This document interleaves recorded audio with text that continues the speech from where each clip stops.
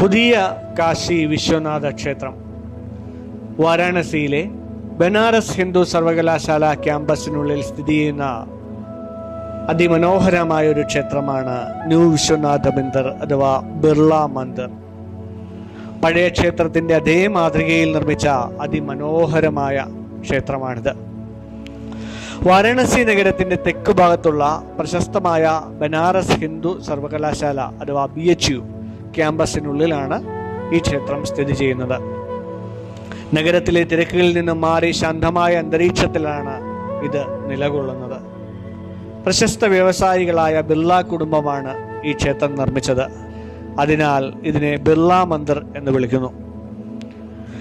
BHU സ്ഥാപകനായ പണ്ഡിറ്റ് മദൻ മോഹൻ മാളവിയയുടെ ആഗ്രഹപ്രകാരമാണ് ഈ ക്ഷേത്രം നിർമ്മിച്ചത്. 1931 നിർമ്മാണം ആരംഭിച്ച ഈ ക്ഷേത്രം പൂർത്തിയാക്കാൻ ഏകദേശം 35 വർഷം എടുത്തു എന്നാണ് പറയുന്നത്.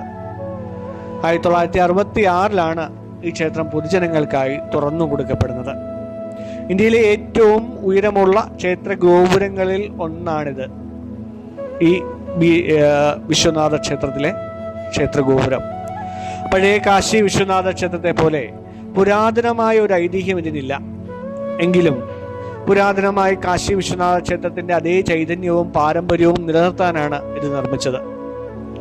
എല്ലാ ജാതി മതസ്ഥർക്കും പ്രവേശനമുള്ള ആധുനിക കാലത്തെ ഭക്തിയുടെയും അറിവിന്റെയും കേന്ദ്രമായി പണ്ഡിറ്റ് മദൻ മോഹൻ മാളവിയ ഇതിനെ വിഭാവനം ചെയ്തു. ക്ഷേത്രത്തിന്റെ ഉൾവശത്തെ ചുവരുകളിൽ ഭഗവത്ഗീതയിലെ ശ്ലോകങ്ങളും ഹൈന്ദവ പുരാണങ്ങളിലെ ദൃശ്യങ്ങളും കൊത്തിവെച്ചിരിക്കുന്നത് നമുക്ക് കാണാം. പഴയ കാശി വിശ്വനാഥ ക്ഷേത്രം പലതവണ തകർക്കപ്പെടുകയും ഇടുങ്ങിയ കിളികൾക്കുള്ളിൽ സ്ഥിതി ചെയ്യുന്നതുമായിരുന്നു. കൂടാതെ ഒരു കാലത്ത് ജാതി വ്യവസ്ഥയുടെ പേരിൽ പലർക്കും അവിടെ പ്രവേശനം നിഷേധിക്കപ്പെട്ടിരുന്നു.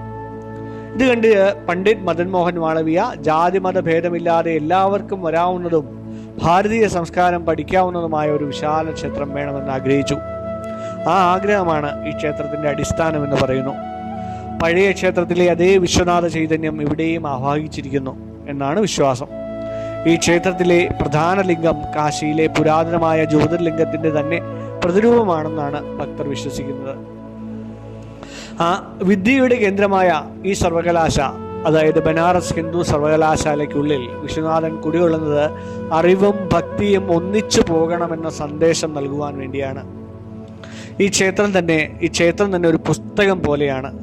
ഇതിൻ്റെ ഉൾവശത്തെ മാർബിൾ ചുവരുകളിൽ ഭഗവത്ഗീത മുഴുവനായും കൊത്തിവെച്ചിട്ടുണ്ട്. പുരാണങ്ങളിലെ പ്രധാന സംഭവങ്ങൾ മനോഹരമായി ചിത്രീകരിച്ചിരിക്കുന്നു. ഒരു ഭക്തന് ക്ഷേത്രത്തിൽ ചുറ്റും നടക്കുമ്പോൾ ഹൈന്ദവ പുരാണങ്ങളിലെ പ്രധാന ഐതിഹ്യങ്ങളെല്ലാം വായിച്ചറിയുവാൻ സാധിക്കും. കാശിയിൽ മരിക്കുന്നവർക്ക് മോക്ഷം ലഭിക്കുമെന്നാണ് പറയുന്നതെങ്കിലും ഈ പുതിയ ക്ഷേത്ര പരിസരത്ത് ശാന്തിക്കും മനസ്സമാധാനത്തിനുമുള്ള ഇടമായി കരുതപ്പെടുന്നു.